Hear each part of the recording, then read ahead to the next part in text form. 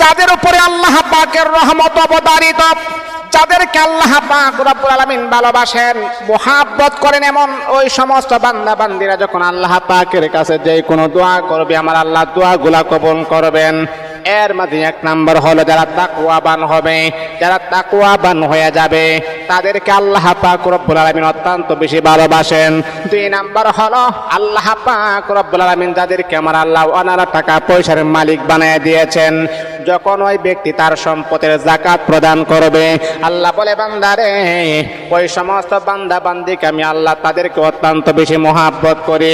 তিন নাম্বার হলো যারা আমি আল্লাহ পাক রব্বুল আলামিন যত কোরআনের ভিতরে যত আয়াত আমি নাজিল করেছি, এই আয়াতের উপরে যারা বিশ্বাস রাখবে, আমি আল্লাহ অবশ্যই অবশ্যই তাদেরকে আমি আল্লাহ বিপদের সময় সাহায্য করি।